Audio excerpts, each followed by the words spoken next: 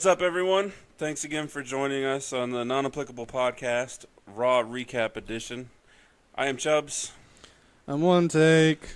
You can find us on Facebook, facebook.com/na.podcast919. Also, Twitter and Instagram, both the same, at na.podcast919.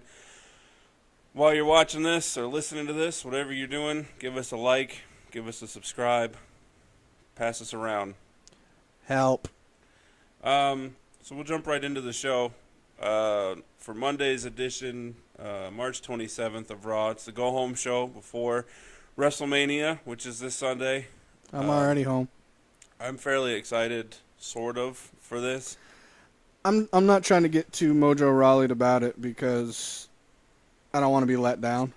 Yeah, like most of the pay-per-views have been Like the Royal Rumble. a lot of hype going into it, and then it's just a letdown. That's why I've been trying not to look at too much information that's not like specific to what's going on right now. Do you know what the common denominator is in the letdowns? Roman Reigns. Well, we'll get to that. Subjective. Starting off Raw was, we started off with Bayley coming down to the ring, the Raw Women's Champion. She doing has her aw shucks bit. That's I'm not a fan of her. I like her in the ring for the most part, and her Snickers commercial. I want that Bayley. Opposed to this. Angry Bayley? Yeah, opposed to this. Oh, shucks, guys. I'm just, gee williker. It's boring. Yeah. I know they're trying to get her to be more, like, kid-friendly. Yeah, they're playing the fanboy or fangirl. They need to find a way to make her a tweener where it's good for everybody. Right. Don't hit one demographic. Hit the whole shebang. Just sort of like the female John Cena, if you think about it. Yes. Colors included. Yeah. Anyway, she's in a fatal four-way match at WrestleMania against Charlotte, Sasha Banks, and Nia Jax, which I'm going to assume that Nia Jax is not going to win. It'd be a hell of, like she shouldn't, but it'd be a hell of a, what's the word, almost surprise. Yeah. I mean, at this point, her winning would be a bad idea, in my opinion. It would be a shock, and that'd be the only good thing, because she's nowhere near at a point where she should be a champion. No, not even close. No. So Bayley's cutting a promo in the middle of the ring about being a fan. Used to watch WrestleMania with her friends. Now she's shucks. Charlotte interrupts. Big surprise. Yeah, really, the go-home episodes are fairly predictable as far as when somebody's in the ring cutting a promo. I got a question when the you're done. opponent is going to come out. Right. So. Yeah, if you know what the matches is good English there. If you know what the matches are going in, you know exactly how the go-home shows are going to pan out for the most part. So Charlotte comes out. It's really weird because she called Bayley the paper champ. Right. Which bugged me because in my head, which I could be wrong, but when I hear paper champ, that means that somebody that's not a champion, like before a season starts, they're the paper champ. On paper, they're the champion. Right. She already has the belt, therefore she's not a paper champion. Yeah. Still, I mean, I get where she's going with it because on paper she is. She's trying to say that she's not the real champ. She's not a real champ. Right. I got it, but still, wordage. I find this weird because they've been teasing a heel turn from Sasha Banks. They're being so bipolar about it. The only person hinting at it, it's not even Sasha Banks Charlotte. herself, is Charlotte. Yeah. Charlotte has been saying, every week how Sasha's going to turn on Bayley. Yeah, Sasha's had two parts, like in the last couple months. One being last night, where she kind of alluded to maybe going heel. Right. One was before Bayley won the championship, where I think it was when Sasha first had her knee hurt. Yeah. Bayley was back there doing her, "Aw, shucks, keep on fighting, kid." And Sasha was like, "I'm not like you. I don't take losses lightly." Yeah. And then walked out. So, right. So then you're like, oh, they're going to turn her heel. And then the next week she's all buddy-buddy again, and it was pretty much all buddy-buddy. But then in the ring for Monday night this week, she had the, "Oh, no, we're friends. We're cool friends. We know it's business, and I'm going to win. I'm going to beat her." And the way she said it was cool, but Bayley was like, "What?" And I even think actually last night Sasha flubbed on her promo where I was so full disclosure, I was kind of out of it as far as not listening because I'm sick of their drama. Yeah, that's one of the issues I've always had with the women's division is maybe it's just because I'm a guy, but a lot of like the cattiness and like what I deem middle Right. school, high school drama is it's not the CW. Right. Like we're not doing high school dramas here. Like And make it more real life. it's not like their matches are bad because there's a lot of good matches Yeah. they have, but just their banter and their drama, I Yeah, tune it out. their bantering feuds are just so like unrealistic in my head.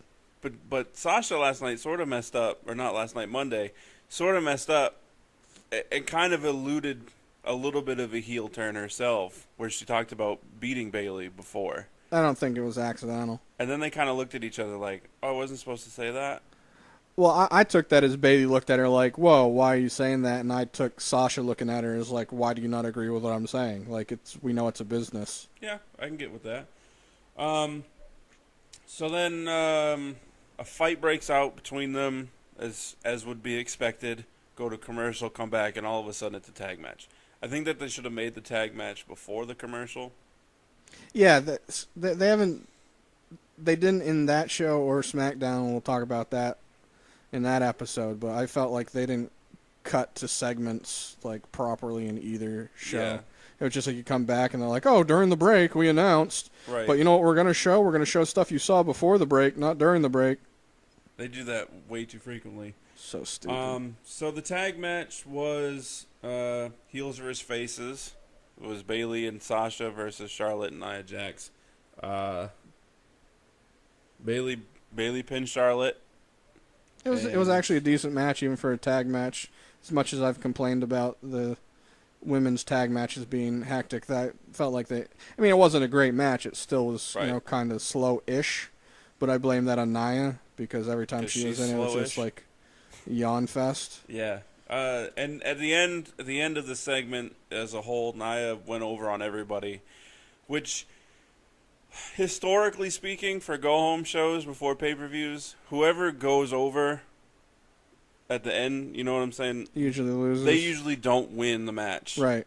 So that's So- why this one they kind of threw a little wrench in it because it's like, all right, Bailey won for her and Sasha, but Right. then they all got destroyed by Nia. So does that null and void the True. Bailey? And you know that they're done doing the Charlotte Sasha feud, Yeah. especially if Sasha does turn heel. Yeah, and that's probably one of the reasons why they're kind of trying to turn her heel so she can feud with, anyone else. I mean, they're only going to have one face in the women's division, and it's Bailey. Bailey. That's weird. Is that weird to you? No, I mean, they also gotta. We don't know what they're gonna do with Emma when she comes back, but Heel. she's better as a heel. Yeah, Dana Brooke is heel. just, yeah, I guess they could be pushing her as a face as Yeah, they she's could. turned on Charlotte. yeah. I don't want her as champ. Oh, she's not gonna be champ. I'm just overall thinking about the women's division. There's just not many of them, especially since they split brands. There's Yeah, like 5 on each show, barely. I still want them to do what they did with the cruiserweights, not give them their own show, but have them exclusive to a brand. Yeah, Because I mean, you already have a shallow talent pool, yeah. and you're going to spread it out into 2 talent puddles. Well, Like, just put 'em even though you together. and I look at that as just it making sense, you have too many people, especially now, that's like, oh, you can't do that. The women are just as important. That's not even what we're trying to say. From a business aspect, Right. why break a already small talent pool into a smaller one Yeah. when there are ways that people are dumb? That's what I'm getting at. I'm going to digress a little bit. It's the same thing with hockey, which I feel there's maybe one to two good players on every team, and there's a great player on like half the teams. And now next year they're adding another team in Las Vegas. In the NHL? Yeah, I don't know if I heard about that. yeah, Las Vegas Golden Knights. Cool name. Yeah, I think I'm one of the very few people that thinks having a professional team in Las Vegas is a bad idea. yeah. Like money wise, smart. From a franchise, like your players and whatnot, it's the worst idea. Yeah, we'll get into that on our Saturday show. Saturday. Moving on from the women's match. Yeah, we already talked too much about that. And actually, just to finish that up, I think I do too. Charlotte is going to win at WrestleMania. I don't really have a thought, to tell you the truth. I'm so like in my head of them playing hot potato with the women's championship, where I'd like somebody to hold it for more than an hour and a half. True. But they haven't done a great job of making Bayley look like a strong champ, so her losing makes sense. Yeah. Depending on what feuds they want to have afterwards, it would make sense to have either Sasha win it or Bayley lose it because of Sasha, since they're kind of hinting at that. True, but feud, if Charlotte does win it, she's supposed to feud with Dana Brooke. I don't want them feuding for the title, so let me retract my statement. I'm going to say that Sasha wins it. Sasha turns heel and wins it at WrestleMania. Because her pinning Bayley to win, and depending on how it happens, could generate a lot of heat as a heel for her. If she does it properly this time, Sasha Banks that is, it can be a heel thing. Like, I don't know if you heard or not, but her Fastlane match with Nia. Oh yeah, she was supposed to grab the ropes, but was just far enough away where she couldn't. Well, it didn't help that Nia was blocking it. Yeah, and she's huge compared to them anyways. Yeah. And then in one of the Raw matches, she was supposed to grab tights and didn't really. Like, she pretended to, but then she just kind of like muckled on the butt. Which, I mean, I would too, but that's another story. Anyways, moving on. Yeah, we'll see what happens this Sunday. Next in the show, we had Sami Zayn was doing an interview saying that he was entering himself into the Andre the Giant Memorial Battle Royal, which will be on the pre-show. Like at least 5 other people have done. Right. And then in true Stephanie McMahon fashion, she comes out and says, well, you have to earn your spot. You're the only one that has to earn your spot. You can't just enter yourself into it, even though everyone else has. Right. Which I get, because she doesn't like Sami Zayn.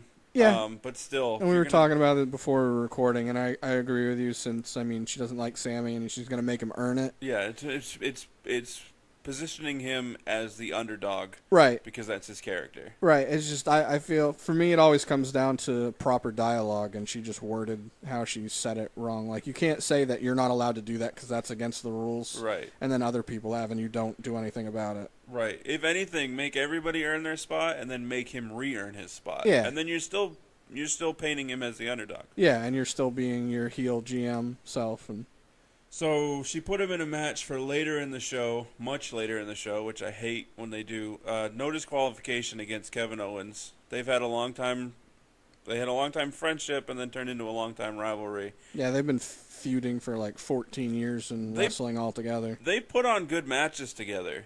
Oh yeah, their ladder match in Ring of Honor, great.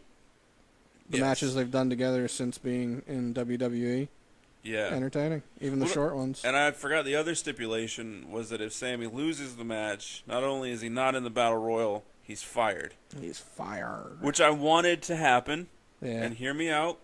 You and I have talked about this. I wanted him to get fired, show up on SmackDown the next night, be given that spot from Shane and Daniel Bryan. Or maybe not even given the spot. They could have him like, hey, we got a match for you. You win it.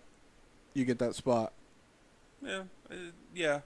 I feel like he would be happy to leave Raw so that he wouldn't have to do that same stuff. And it would the way you're talking about it would have fit in on how Shane and Daniel Bryan are doing. Where we're the SmackDown's the land of opportunities. You came here, we'll give you an opportunity.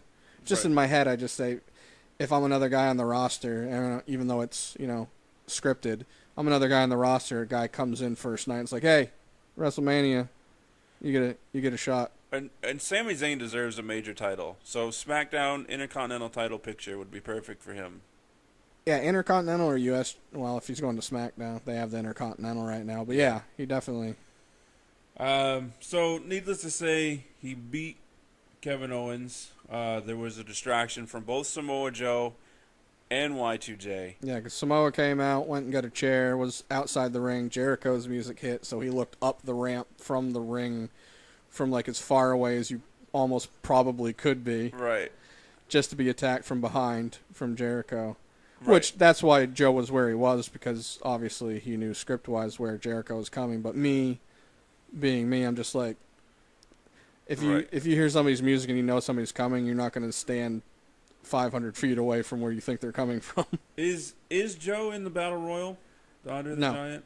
He's not? Not as far as I know, and why would they? Because unless he's going to win it, it'd be kind of dumb to put him in there. True. So he doesn't have a match for WrestleMania? Nope. He's going to interject in another one. Yeah, he's going to interject he's going to cost Jericho the U.S. title. Remember the other match, too, the non-sanctioned one. I don't see him interrupting in both of those. One or the other. Just my whole thought process of, I mean, obviously with this, we're going to get onto that anyway, so I won't digress. We'll talk about that when we get to it, though. Okay. I'm with you on that. My Next bad. match up was Noam Dar with Alicia Fox. Which is really the only reason that Vince is keeping her around, because he likes the way that Noam says her name, It's because so it funny. sounds like the F-bomb. Dude, did you, talk about the match and then I'll... Okay. Noam Dar versus Austin Aries. Just a filler match, just to get some in-ring action for Aries, who's fighting Neville. Also on the pre-show for WrestleMania for the Cruiserweight title. They're on the pre-show? Yeah. You got the Under the Giant Battle, Under the Giant Memorial Battle Royal. Duh. The SmackDown Women's Belt. We'll talk about that in our next episode. The Cruiserweight title. And I want to say one more. There's got to be more. If they have 14 total matches, they're not going to have 11 on the main show, are they? I think so. Oh, okay. Either way. Whatever. I think there might be one more. Anyway, Austin Aries wins by submission. The last chancery, as he calls it. After he hit the discus 5-arm twice. Yes. Which I like as a setup. Yeah, I feel like it should be a setup for his finisher, that the one you said. Yeah, that or the my brain 450 farted out. splash that he does. Yeah. His legs are don't match his body. Like, if you see him from the waist up, he looks like, a fit short guy. And then you look at his legs, and you would think he would be like 130 pounds.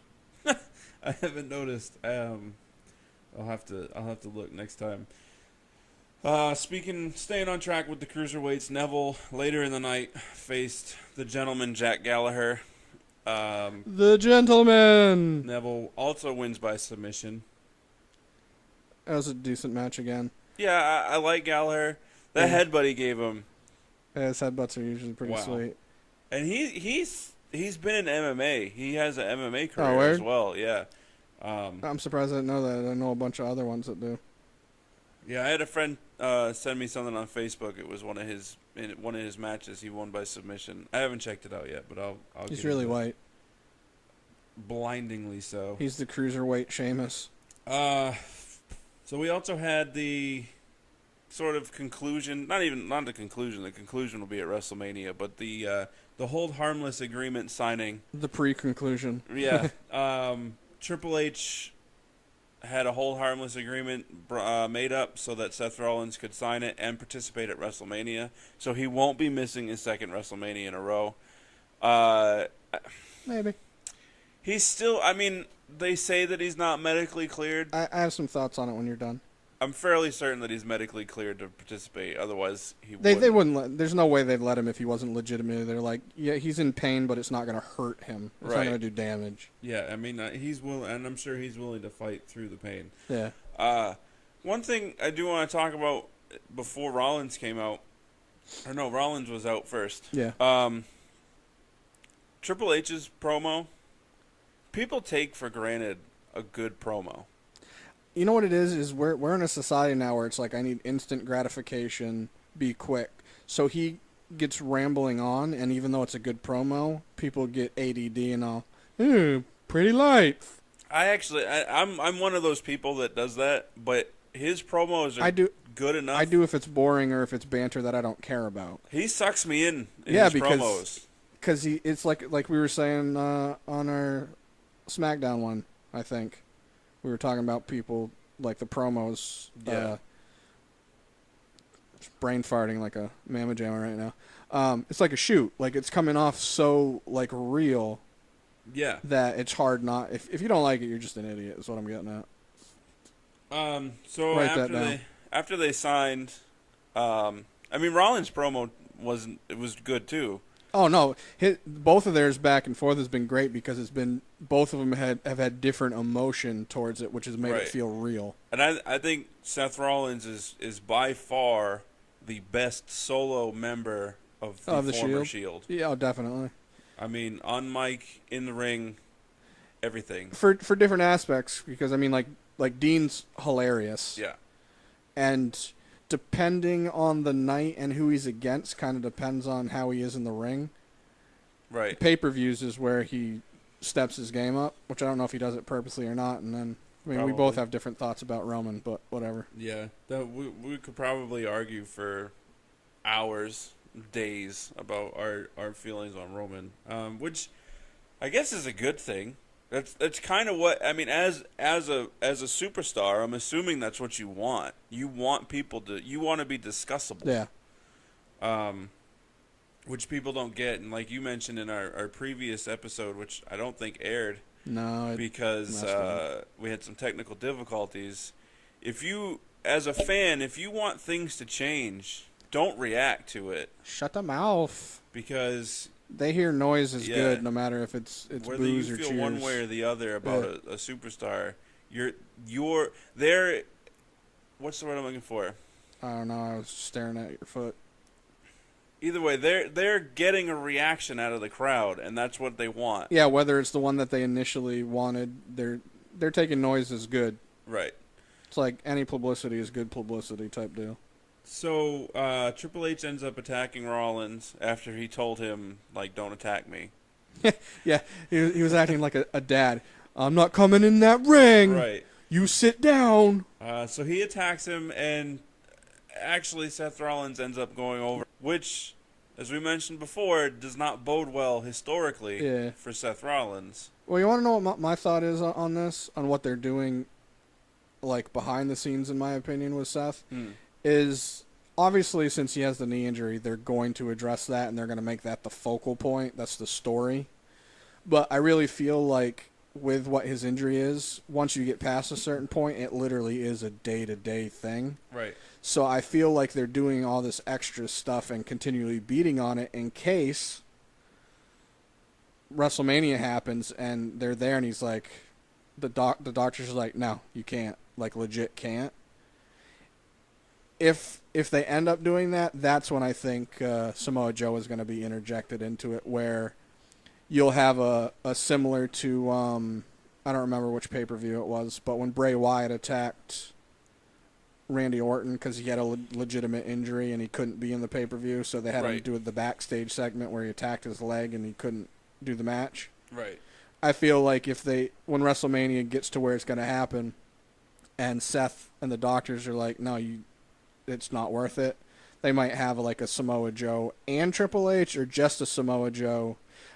In my opinion, where I'm going with it, you need to have Triple H there, because it's his feud. Have them attacking Seth where he's taken out of the match, and who comes to help? Finn. Maybe. You're taking my brother. I'll take the match, brother. I think what's going to happen is I'm not saying that I think that's going to happen. It's just what I want to happen if Seth can't go. Right. I think he can go, but I think what they're going to do long term is maybe he does lose to Triple H. He's not going to lose clean because hell no. Because they don't need to put Rollins over. He's already over. Yeah. But he's not going to – if he loses, it won't be clean. There's no legitimate reason to have Triple H win a clean match. Right. But I think Rollins will end up being off TV for a little while. Just to get like 100%. Yeah, and they're going to repackage him. I saw somewhere where he's been working on getting some new music. Oh, word? Not changing too much, just kind of adding some lyrics to the current is what it sounded like to me. Maybe getting a different look as far as the Power Ranger suit that he's somewhat abandoned. I don't mind the black one. The white ones are always weird. Yeah, so I think he'll be off TV for a little while after a loss to Triple H. I like his Kingslayer shirt, too. I do, too. But that's my prediction for that match. No, he definitely could be, and especially if they're at a point where they're like, yeah, he's good enough where he can do the match, but he's going to need a little bit of recovery time afterwards, more so than normal. Right. I was thinking, wouldn't it have been funny if accidentally they helped him heal with that first Raw segment where Triple H hit him in the knee with the crutch? And then miraculously, No, like things literally, because when you get bruising and whatnot. So what if they hit him in the knee with a crutch and it just made more of your body's natural healing aspects where the bruise was come in, and it helped heal him even more? that actually would have been kind of funny. So moving on from that, Moving on up. we had this very random over the top rope challenge. It was a gauntlet one too, which they didn't. They just said it's over the top Right. So battle. Big Show comes out. Well, then Jinder Mahal. it's the Can big we show. talk about Jinder Mahal for just a minute? Dude, if there's no way if he doesn't get a wellness strike, it's because they're not testing him. Exactly. He has They're doubled in size since he was well, last. here's my thing: is based on diet, cardio, and a lot of working out, you can do a lot. Yeah. And he has the money and the ability to do that. Right. But with that being said, he is way too consistently ripped and bulky. Like, you can have a guy that will either dehydrate himself to look thinner and more ripped Yeah. for a portion, but you can't maintain that. It'll No. kill you. Right. Your kidneys up. Yeah. I'm pretty sure he's using something. There's no way. Anyone can do a Google search of what he looked like before now, and he looks like a chubby-bodied Sami Zayn, like his build. And now all of a sudden he's got a 12-pack, ripping muscles like everywhere, even his shoulders and back. There's no way that's Right. organic. I agree. So anyway, he was the second person into the ring. Big Show eliminated him. Not quick enough. In comes Bo Dallas. Big Show eliminates Bo Dallas. I was actually happy to see Bo, and I was like, "Hey, Bo!" Oh, The Shining Stars came out. simpatico and retardico. So now the challenge is ramping up for Big Show. He eliminates both of them. Axel. Then Goldust, R-Truth, Curtis Axel. Wasn't there one more? They came down Oh no, because they all went 1, together 2, with no 3, music. My bad. Yeah. They just came running down. Then the Shining Stars and Jinder Mahal all got back into the ring. They threw the Big Show out. Then the Big Show came back in, destroyed everybody. Poorly. End of match. They didn't do a really good job. It was supposed to be where everyone jumped on him and he just jumps up out of the crowd and they go flying, but So it was he very takes poorly him out, done. and then Braun Strowman's music hits. So Braun's gonna be Braun's in the Battle Royal now, His mic skills are getting better. without having to earn his spot. I feel like they spent all this time building Braun up. He loses to Roman, and now he's starting back at the beginning. Yeah. He's talented enough to where he should not be in this Battle Royal on the pre-show of WrestleMania. Yeah, I agree, but in the same, looking at the card and whatnot, I don't know what they really could have done with him with what they have for matches. True. I mean, mean, I would have rather seen Braun and Roman at WrestleMania instead. Yeah, they could interject him into the Roman Taker one, but He still might, because I feel the reason I feel like that could happen is because Taker's he's old, he's beat up. It's gonna be a shit show. Like every time he does something, I'm just gonna be like, ugh, right. ooh, ow. And this is a perfect segue into this conversation about Roman Reigns versus The Undertaker. Because there was a point I wanted to make to you the other day when we were talking, and I did, and I said I'll save it for the show. So That's probably a good thing because I was cranky that day and I didn't really care. That day. Overwhelming feeling or theory is that Undertaker is going to lose to Roman Reigns at WrestleMania. Right. Because, A, they're still pushing Roman as the face of the company. Stop it. They're doing it wrong, or they could do it. And B, Undertaker, he's 52, he's in need of a hip replacement, and he's going to get it after he retires, Right. he's probably going to retire. And he has said, or I read that he said that if he gets the hip replacement, he's done. Right. And he's been holding it off until he's retiring because he knows once he gets it, he is done. Right. He's not doing it anymore. And never that I can remember has a retiring superstar won at WrestleMania. Right. It's almost I can't think of the word I want to use. It's inevitable if you're retiring, you go out passing the torch. You're putting somebody over. Yeah. So here's my problem with it, and it's not that it's Roman Reigns. Slightly. It's slightly the fact that it's Roman Reigns. My main problem with it is that Undertaker currently is 22-1 at WrestleMania. Irrelevant. It is now. No, I mean, it's slightly irrelevant because this is a staged thing, Yeah. and it's, it's. No, keep on with your point. All right, having Roman Reigns beat the Undertaker clean, because that's how it's going to happen. More than likely. Just ignore the fact that everything is staged, and it's been predetermined ahead of time who's going to win and all this other stuff. For the most part, unless Vince wakes up. It takes away from the character building that they've done with Brock Lesnar, who beat Undertaker at WrestleMania 30. I don't agree. He was the one in the 21-1 Right. for the Undertaker streak. Correct. Leave it at the one, because that one is more significant than if there is a second one that follows it. Even though I get your point, I don't agree with it because I feel like I don't want to say you have enough of a bias now against Roman where that makes a lot more sense in your head. Because look at how they're building. It could be against anybody. Well, I know, and if it was John Cena like it was supposed to. Look at Don't it this lose. way, though. Look at it this way, though. Whether we I'm a Roman fan, I don't have the issues with him that other people do. Even though his mic skills are crap and they need to be better. My thing is the way they've been building him, whether you like it or agree with it or not.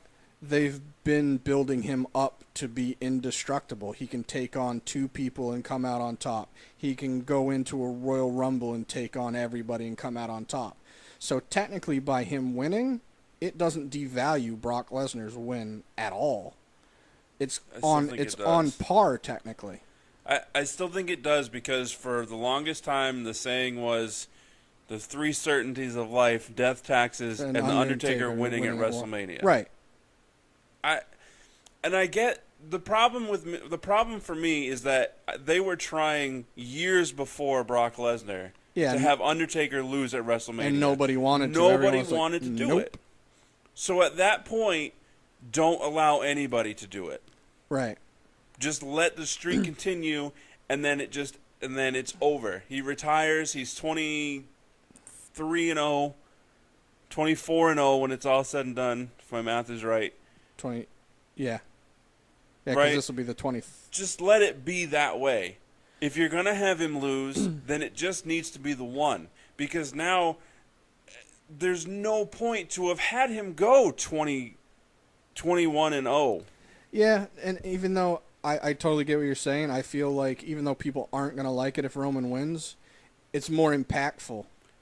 Because it's like, holy crap, not many people can beat The Undertaker. He did. It would be more impactful if Undertaker was still undefeated and you were turning Roman Reigns heel. Yeah, which is still rumored that they might, and supposedly Roman kind of wants to. And a lot of the stuff that he says comes off heelish. Right. But still, you being the second person to cause Taker to lose at WrestleMania isn't garnishing as much heat as being the first or only person. They're also not him. looking at it like that. They're looking at it, and like in my head, totally agree with you. But in my head, I'm also seeing it as marketing wise, where they can go, Undertaker has only lost to two people. This is a big deal. And even though it's not as significant as just the one, marketing wise, they can go, this guy's a top guy. Look who couldn't beat The Undertaker. Look who did. Whether we agree with it or not, I can see it, whether I like it or not. Here's another thought that He's- came to my he's head that I don't want to 52 years forget. old and falling apart. Yeah, he just shouldn't be. I could beat The Undertaker at WrestleMania right now. What about this? This isn't going to happen, but this is just wishful thinking on my behalf. Even though, like I've said, I like Roman and I don't have an issue with him winning. Taker wins, and it's not going to be a long match because Undertaker can't go long because of his physical conditioning. Right. I mean, I guess it could be. I'm guessing it's going to be an 8 to maybe a 15-minute match with a lot of laying on the ground dead time. That's being generous. I know, right? But all right, so say it's, a normal, match. It's only like 8, 10, 12 minutes long. But it's a brutal match where they beat the crap out of each other. It's more fist opposed to technical because obviously there's not much Roman's Taker. shtick. Well, he does other stuff too, but that's besides the point. Samoan drop. But the Taker can't really do too much crap anymore because of his physical ability, not because of Right. The him. biggest spots in Yeah. last year's WrestleMania match were done by Shane. Right. So I'm feeling like that's going to be this, but what about this? Undertaker wins, and it's literally such a brutal match that he goes out with I don't want to say paying homage, like he goes out with like showing support to Roman.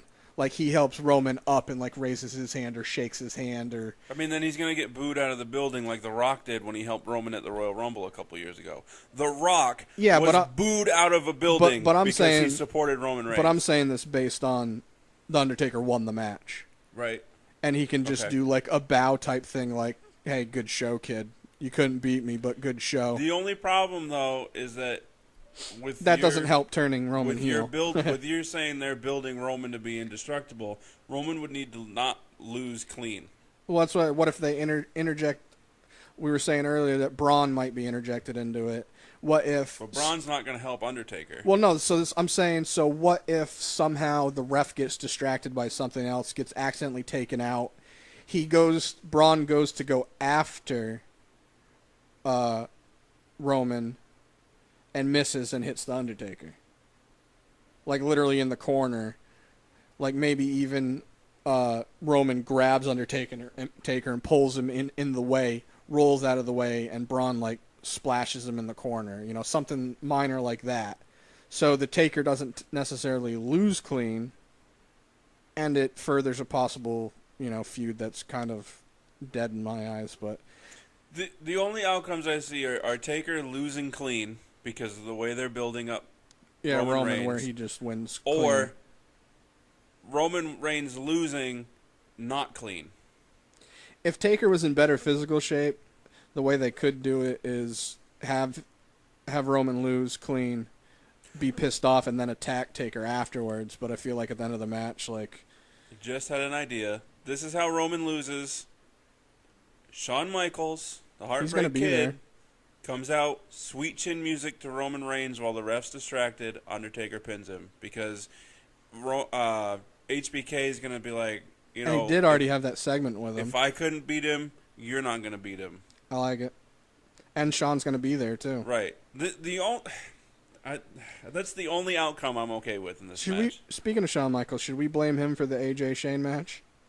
Yes, because he turned down. He was offered the match. He was offered a match, nah. yeah. Well, I've heard him talk about it, so him talking about it, I'm okay with it, but definitely wanted to see it. But we can talk about that on the SmackDown episode. Been an amazing match. So if you want to hear about that, you're going to have to watch SmackDown episode as well.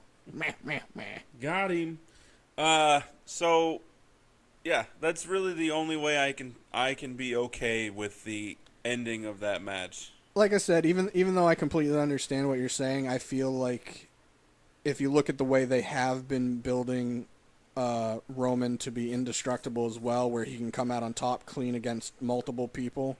Why we don't want that. I know we don't want that, but as far as you saying it takes away from Brock's win, the way they're building Roman, it doesn't take away from it. It just, we don't like it. Right, because next year's WrestleMania, Roman Reigns is going to face Brock Lesnar and beat Brock Lesnar, presumably for a title. So beating The Undertaker makes sense in that storyline then. Because why would he lose to the guy? You can book it as the only two to beat the Taker. Undertaker. Why would he lose to the guy that that beat the Undertaker, the two guys that beat Undertaker, why would he lose to that guy?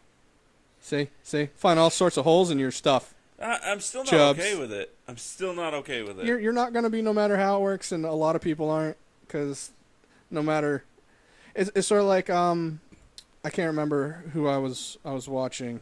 They were saying that sometimes Roman will do like spot stuff or say something, and the crowd will react like they liked it. They're like, "Oh wait, it's Roman. We're not supposed to boo." Right. Those are the people that just. Yeah. I mean, I'm still nuts. entertained. Like when he does when he leaps over the top rope from out in the ring to the outside of the ring. Awesome. When he takes a spot where he goes through a table or jumps off of something. Right. Awesome. I'm entertained. Still not a huge fan of the way they're booking him. I like the person. No, he looks wise is great. Him in the ring, I still think he's a lot better than a lot of people say. Does he need to get better? Duh. Yeah. His mic skills, you commented about some of the stuff he said, which we'll talk. Actually, no, we're already in that. His promo Monday, I liked it. I thought he came off better than he has in a long time. Mm-hmm. It was more heelish than they want him to be, but I liked it. He came off more, I don't want to say genuine, but it came off more real, like he like, I'm the man, opposed to, I don't like what they're having me say, and I don't know how to convey it. Right. But anyways, what I was saying is, as much as I like Roman, I agree that they're not booking him right. They need to have him struggle. You can't have a guy that just wins all the time and you're forcing him on people and have people be like... Well, he does struggle. He gets his butt kicked for the first 5-10 minutes of a match, and then in the last 30 seconds he hits a spear and a Superman punch and he wins. No, I mean, like struggle-wise, you and I talked a while back when they first brought Joe on the main roster. Mm-hmm. I was like, you know what they should do for Roman, which in my eyes would just make sense, which... If Undertaker was in better physical form, they could have used him to do it. But have him in a feud with somebody like Samoa Joe, who is the Destroyer. It'll help put Joe as the Destroyer, and it'll help break Roman down. Have him in a feud with him where he can't win a match. He's getting his butt kicked. He just can't find a way to get over. And script-wise, it messes with his confidence to the point where he's like... Screw this, and he just flips out and beats the crap out of it. Like he's interjecting into matches that don't matter. Just, I need to beat the crap out of everybody.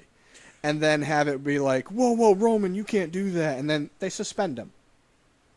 Suspend him for a month, 2 months, something like that. Enough where he's off from TV long enough where when he comes back, people aren't still like fully ready to boo him. Change his music, which needed to be, as much as I like his music, why is he the only one that hasn't had a change of music since The Shield? Right. Change his music, as much as I like his vest, stop having him do the vest. Have him wear his shirts. Like, he has merchandise. Why are you not having him wear the shirts more than his backstage segments? Where people are probably ignoring or going to the bathroom or going to concessions when he's up there. When he's in the ring, you want him to be wearing his merch. But anyways, have him do that, have a little bit of change, have him come back angry. I'm going to be like I was in The Shield. I'm not going to talk. I'm just going to beat the crap out of everybody and be done with it. Like, they need an evolution of him, not the way they're doing it. I'd be okay with that. I'd rather see him, rather than get suspended and take time off. That's the only way I could think in my head to get him off TV. Well, I mean, he goes on the losing streak and then just leaves for a while. Yeah. And just to collect his thoughts, and then comes back in a couple months. Yeah. Or a couple years, whatever. Ideally for me, I'd want it to be a month, but for it to probably take good effect, it would need to be 2. Maybe 3. But I feel like that's a long time for one of your main guys to be off TV. I would... if it culminated at WrestleMania, I would have him off until SummerSlam. Every day is the same day to me, so that gives me no time frame. It's about 4 months for me. Yeah, they could do that. I mean, they got enough other guys now that they could be putting over, and with Finn coming back and Nakamura hopefully coming up, even if it's on SmackDown. They have enough good. I think he is. They have enough good male wrestlers on the roster where one guy going out, they can have somebody. Yeah, I also think a change of scenery for Roman will be good. So if he ends up going to SmackDown, Yeah. And they might be more creative with him and better as well. right? You'd hope so. The way they're writing, the way their creative team has been, you would definitely hope so. Yeah, I mean they're getting Baron Corbin better, so It's true. So moving on from that, couple things left in this episode. We had Enzo and Cass in a match. What do we got over here? To face Gallows and Anderson. Earlier in the night, Gallows and Anderson attacked Sheamus and Cesaro With a ladder. with ladders, Which was random. foreshadowing. Yep. Once I saw that. And then yeah. when they we're getting to it, but The yeah, once I second saw they that. pulled I out was the like, ladders. So anyway, they attacked them backstage. Gallows and Anderson versus Enzo and Cass had a match Later. much later. Yeah. Before they could make it to the ring, Gallows and Anderson were attacked by Cesaro and Sheamus with a ladder. Sheamus ended up later on. Well, it's because Enzo and Cass were in the ring because they were cutting their promo, their atypical pre. Actually, no, because since they were in Philadelphia, Enzo was saying, "Yeah, because we practice what we preach." Yeah. And then Big Cass took his hat and did the. We're talking about practice, Right. not a game, practice. And then when they got ready to do their SAWFT, Swift. When they got ready to do that, just before they got the Swift out, Gallows and Anderson's music hit. Right. And then they were what halfway down the ramp? Quarter half. Yeah. And then they all got in the ring. Right. Just beat each other up. Right. With ladders. Right. Cass was in the corner. They put a ladder on him. When I say they, Cesaro and Sheamus.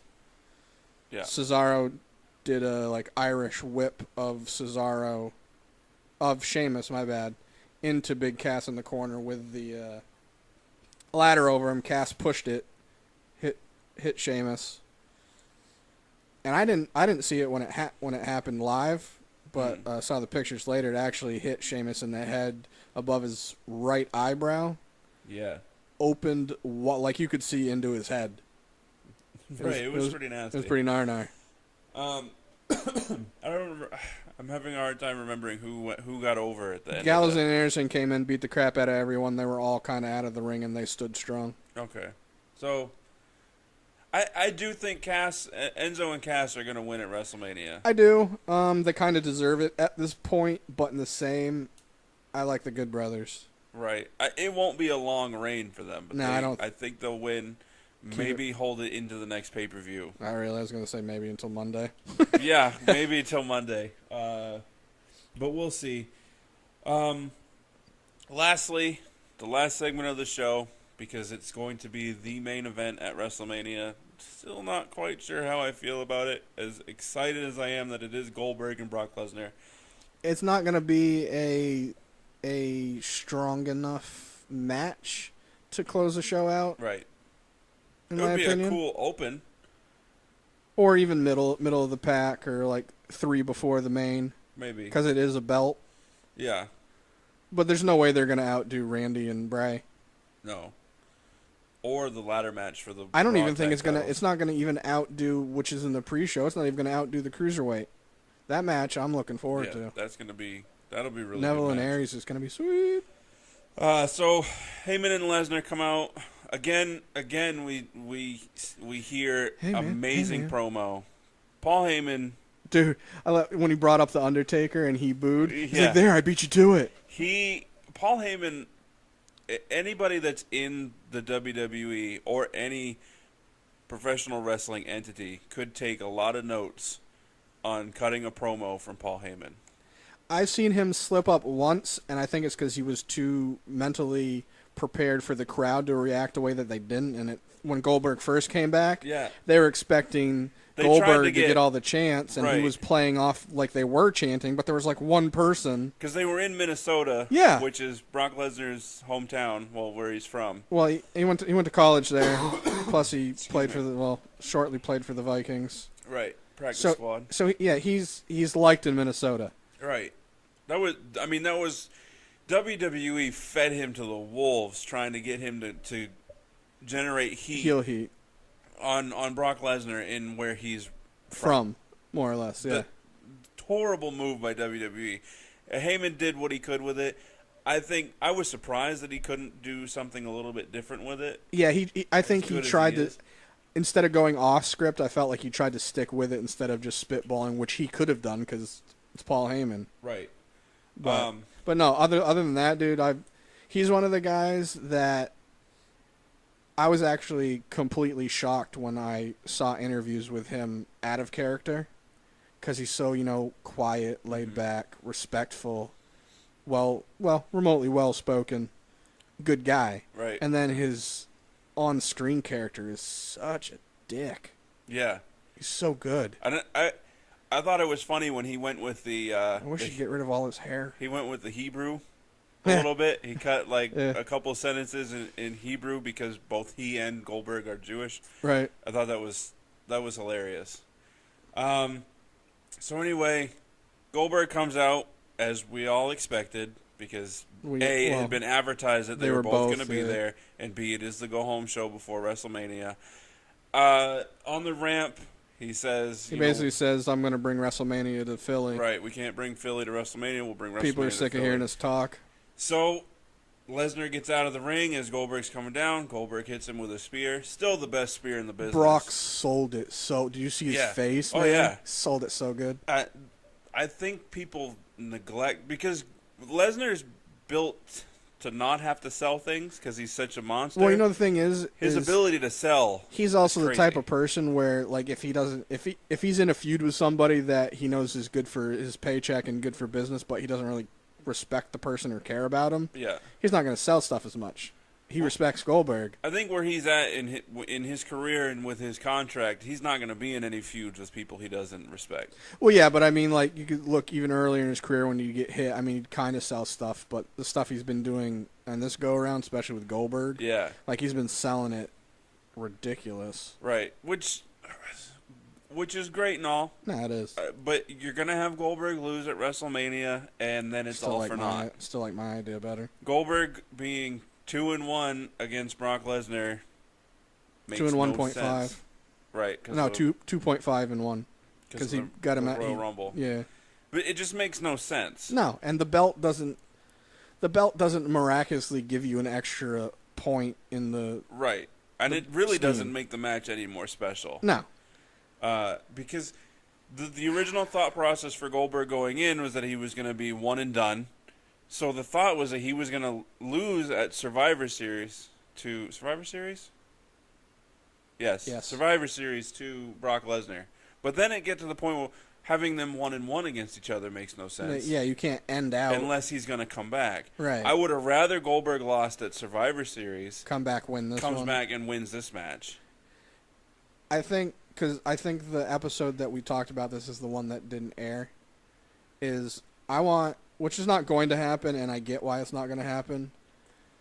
But now the more I'm thinking about it, they could do it this way. I want Goldberg to win.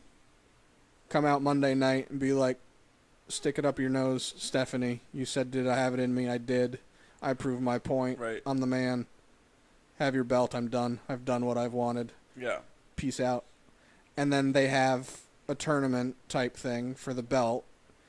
And even though I want Finn to win it, have Brock win it because of what has already been rumored to happen. And then he still gets the belt, which is one of the reasons why supposedly he agreed to put Goldberg over the way he has, is because he was going to be getting the belt at the end of it. Which he might not like that he's not getting it from Goldberg, but like we said, having him beat Goldberg right now doesn't make sense. Right, especially with the way he's been dominated. Yeah. By Goldberg. And the way they've been doing it where even Brock looks like, I don't want to say intimidated, but he looks beaten. Yeah. Like every time Goldberg does something to him, he looks beaten. Right. You don't get past that just from winning a match that doesn't take you over the hump. Exactly. Type deal. But. And it's funny, too, because a lot of people are like, well, these are two part-time guys. We don't want them to hold the title. But the thing is that the Universal title, with it being as new as it is, considering when it was revealed. When was it revealed? Was it Rumble? No, was it WrestleMania last year? Was it? No. SummerSlam. Nope. Yeah, SummerSlam, because Finn was the first one. SummerSlam last year in front of a Brooklyn crowd. We talked about the Brooklyn crowd on the episode that didn't air. I apologize. They're a terrible crowd because, regardless, they interject themselves. They in were ways that taken don't out mentally of what they were watching when they unveiled this new title. Which I still don't get because I like it. It's growing on me. I was with the crowd when it first came out. I was like, "What is this? This is ridiculous." I wasn't. I mean, it's a bit gaudy with the WWE portion. But other than that, I like the red. Yeah, I like the look. I don't know. I do and I don't. But with the belt being as new as it is, I don't get how that that's how dumb people can be. Like how can the revealing of a belt be like, ugh, I don't like that belt. This match is great. I'm not watching it. Right. No, yeah, I get that. But especially at a pay-per-view, so you pay all that money. 1.5 people hold this belt. Finn didn't hold it long enough for me to count him Yeah, fully. literally held it for a night because he got injured during the match. And then Kevin Owens. Kevin Owens had it for the longest so far. Right. And it will be the longest because bringing in somebody like Goldberg and now Lesnar to hold this belt, in my opinion, even though they're part-time guys, helps to add a little bit of a prestige to the belt. It does because they're of who they are. Right. Yeah. So it doesn't take away from it. I'm not mad that either of these men are going to carry this belt. No. But still. And also his contract has him where he's supposed to be doing more shows after WrestleMania, leading to the end of his current contract as well. Right. So him having the belt. Does it end at next WrestleMania? Yeah. So him having the belt isn't as much of an issue of him being a part-timer because he has more shows scheduled. If he's going to show up and be a fighting champion, I am all for it. He won't, though, I bet. He'd want to, but I highly doubt they're going to do that. Right. I mean, I'd be all for it. The thought process, though, is that he's either A, going to drop it at SummerSlam to Finn Balor, or B, hold it for an entire year. Which seems like a lot to me. And drop it to Roman at next WrestleMania. Or when he drops it to Finn, he's going to regain it later and then drop it again drop it to Roman at WrestleMania. I don't like the hot potato of any belt. I do and I don't. It depends on how hot potato they do it. Like right now they're hot potatoing it, and I'm okay with it because of what Goldberg is having the best promos of his career. We haven't seen crap of him in the ring because obvious reasons. He's rusty as hell, and they don't want to exploit that. Right. But as far as him holding it, it's not bothering me because they're doing a good job of it. So that type of hot potato where he's only having it for 2 months, a month. Yeah. Doesn't necessarily bother me, but like the women's division was saying, I don't like how they hot potato it. I feel like it takes away from the legitimacy of the wrestler that has the belt. Yeah, there's a sweet spot as far as with the title changing hands. Yeah, I agree. There's the sweet spot of it changing as long as it's not going back and forth between the same people. Versus even though the Sasha and Charlotte version of that having too short of title reigns, where it's like you have it for a month or less, you're dropping it on Raw, and then you're dropping it back to the other person on the pay-per-view. That's too short. And then there's the too long where they're holding it for a year. And then they have nothing to do with the person, and it's just they come out and have weird matches. Right. I mean, there's no point in having somebody hold on a title for that long. Yeah. I mean, it's not like Bruno Sammartino, who held his title for like 2,000 some odd days. That's just that wouldn't happen now just because the talent pool is too high to do that. But it doesn't bother me as much with tag champs holding the belts for a long time. Like the New Day, them holding it as long as they did, it didn't bother me because they can find new ways to win with there being 3 of them. Yeah, and plus doing the Freebird rules. Yeah. It wasn't always just 2 of them in particular. You had to fight 3 people technically. Yeah. Yeah, but for me, they held it just a little bit too long. I was okay with it. I mean, with looking at the tag teams they have now, if it was going to be anybody to, break or tie a streak, it might as well have been them. I mean, because all of them are Yeah. decent in the ring. At the time, they were doing really, really good Right. promo work. And they're young enough. It's Yeah. not like Gallows and Anderson, who have been around, not necessarily in WWE, but they've been around a long time. Yeah. Having them hold the titles for a long period of time. Speaking of Gallows and Anderson, Doesn't I just make happened sense. to see a clip of. It was like top 5 times wrestlers got the crowd, or got over on the crowd. Mm-hmm. And it was basically just like if the crowd would start a chant and the person in the ring would say something back to him and be like, burn, type deal. But it was one where CM Punk was in the ring, and I think he was having a small feud with Stone Cold, maybe? Okay. Either way, he was in the ring with 2 other people. I don't remember who the other guy was, but Gallows was one of them. And it was just funny seeing him because that was quite a while ago. Even though he looks pretty much the same, except Was he Festus back then? I don't know. He looked pretty much like he does now, so I don't know. And I wasn't watching too consistently back then, so I really don't remember. Either way, he was in the ring. It was Stone Cold's music hit, and the crowd was like, ah, and CM Punk fell on the ground laughing because he set out to do that as a, ha. You really thought I was going to have him come out here? I got you. So I think that's it for our episode today. Yeah, now that I'm done digressing. Do you have anything else you want to add? Lots of stuff, but it doesn't have anything to do with anything. All right. So you would say that it would be non-applicable. Correct. See what you did there. Anyway, thanks for tuning in. Don't forget to check out our social media stuff. Yep. Facebook.com/na.podcast919. Twitter and Instagram, na.podcast919.